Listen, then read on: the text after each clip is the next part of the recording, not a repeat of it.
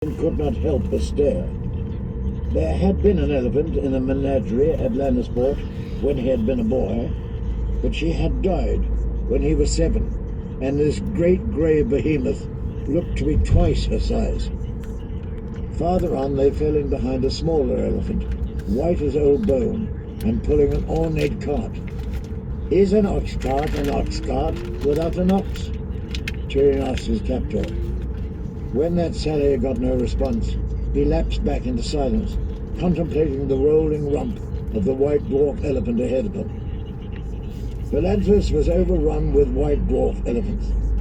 As they drew closer to the Black Wall and the crowded districts near the Long Bridge, they saw a dozen of them. Big grey elephants were not uncommon either, huge beasts with castles on their backs.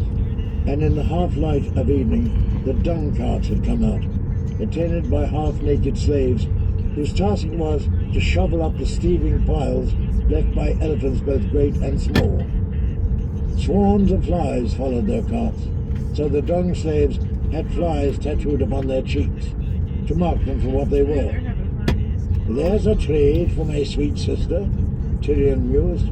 "She'd look so pretty with a little shovel and flies tattooed on those sweet pink cheeks." By then they had slowed to a crawl.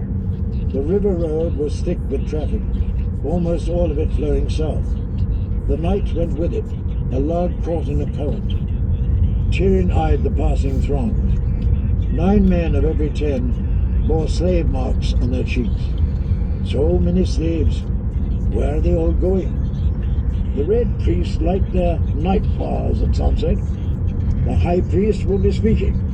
I would avoid it if I could, but to reach the Long Bridge we must pass the Red Temple. 3 blocks later, the street opened up before them onto a huge torch-lit plaza, and there it stood. 7 saved me. That's got to be 3 times the size of the great Sept of Baelor. An enormity of pillars, steps, buttresses, bridges, domes, and towers, flowing into one another as if they had all been chiseled from one colossal rock. The temple of the Lord of Light loomed like Aegon's high hill. 100 hues of red, yellow, gold, and orange met and melded in the temple walls, dissolving one into the other like clouds at sunset. Its slender towers twisted ever upwards, frozen flames dancing as they reached for the sky. Fire turned to stone. Huge night fires burned beside the temple steps, and between them the High Priest had begun to speak. "Benerro!" The priest stood atop a red stone pillar, joined by a slender stone bridge to a lofty terrace where the lesser priests and acolytes stood. The acolytes were clad in robes of pale yellow and bright orange, priests and priestesses in red. The great plaza before them was packed almost solid. Many and more of the worshippers were wearing some scrap of red cloth, pinned to their sleeves or tied around their brows. Every eye was on the High Priest, save theirs. "Make way," the knight growled, as his horse pushed through the throng. "Clear a path." The Volantines gave way resentfully, with mutters and angry looks. Benerro's high voice carried well. Tall and thin, he had a drawn face and skin as white as milk. Flames had been tattooed across his cheeks and chin and shaven head to make a bright red mask that crackled about his eyes and coiled down and around his lipless mouth. "Is that a sleeve tattoo?" asked Tyrion. The knight nodded. "The Red Temple buys them as children and makes them priests or temple prostitutes or warriors. Look there." He pointed at the steps, where a line of men in ornate armor and orange cloaks stood before the temple's doors, clasping spears with points like writhing flames. "The fiery hand, the Lord of Light's sacred soldiers, defenders of the temple. Fire Knights." I smell blood. Boys, do either of you smell smoke? No. Yeah. think he's talking about the sandwich. That's because sandwich tastes like smoke. Stop.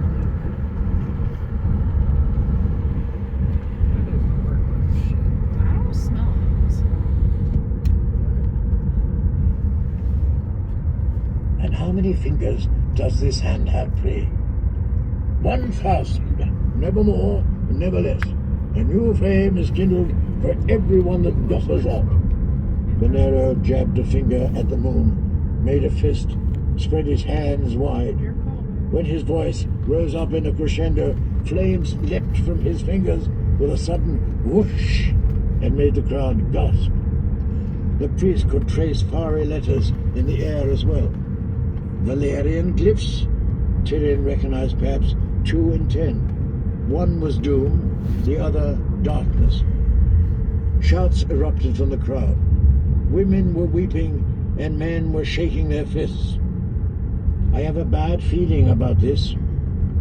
The dwarf was reminded of the day Myrcella sailed for Dawn, and the riot that boiled up as they made their way back to the Red Keep. Holden Halfmaester had spoken of using the Red Priest to young Griff's advantage, Tyrion recalled. Now that he had seen and heard the man himself, that struck him as a very bad idea. He hoped that Griff had better sense. Where's Canyon? Some allies are more dangerous than enemies, but Lord... I wonder if somebody called reporting smoke and now they're watching. You know?